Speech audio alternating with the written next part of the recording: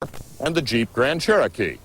Yet for the past few years, they have had very different advantages for buyers. But for 96, each has taken a page from the other's book, as the competition has narrowed the gap at the head of the sport utility pack.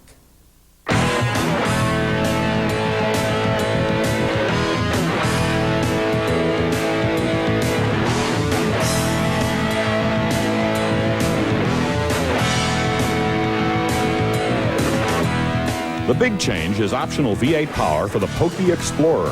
Shoehorned in is Ford's 5-liter pushrod V8, wearing an intake that will look familiar to Mustang owners, but this engine and 4-speed automatic actually come from the F-150 pickup. The result is action, as 210 horses and 280 pound-feet of torque put some life in the Explorer. 0 to 60 falls more than 2 seconds to 8.8. Of course, that's old news for the Jeep. The Grand Cherokee has always offered the 5.2-liter pushrod V8, and it's stronger with 220 horses and 300 pound-feet of torque. And the Jeep's faster. 0 to 60 is 8.2. That's a modest difference, but it is advantage Jeep. The EPA says the price of V8 Sport in your utility is the same for both, 14 city and 18 on the highway. But there are differences in towing. The Grand Cherokee is rated at 6,500 pounds. The Explorer is still waiting for official numbers, but likely will be limited to 5,000 with a receiver hitch. With the bumper hitch, the limit is 3,500. Advantage Jeep.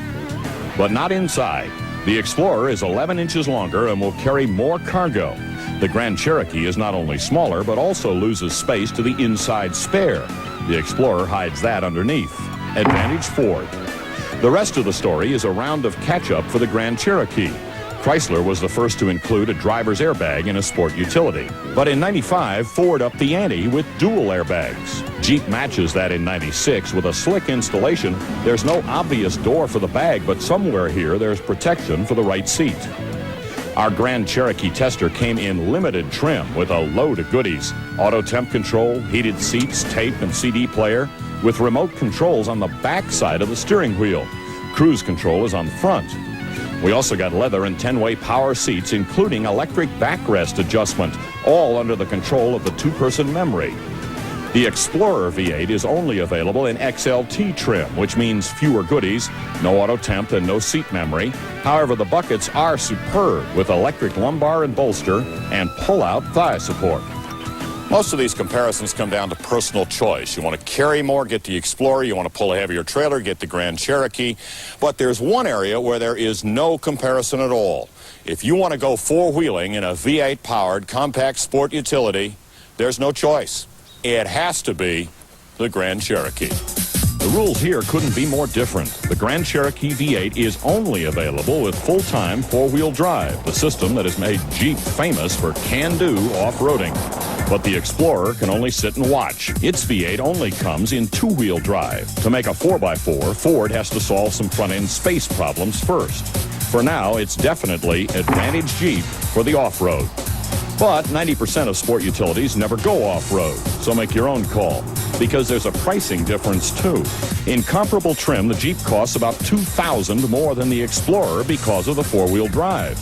Our Explorer tester stickered at $27,000. A Grand Cherokee Laredo would be about $29,000. And our loaded limited tester was $36,000, a price that moves the limited into Land Rover territory. Even in Laredo trim, the Grand Cherokee's higher price virtually guarantees demand for the Explorer V8 in 1996. But our view is we'll gladly give up some interior space and pay the extra dough to combine V8 power and four-wheel drive in the same powertrain. Well, right now we've got to combine a little business with pleasure, so we'll break for these commercials, and we'll be back with the rest of the show.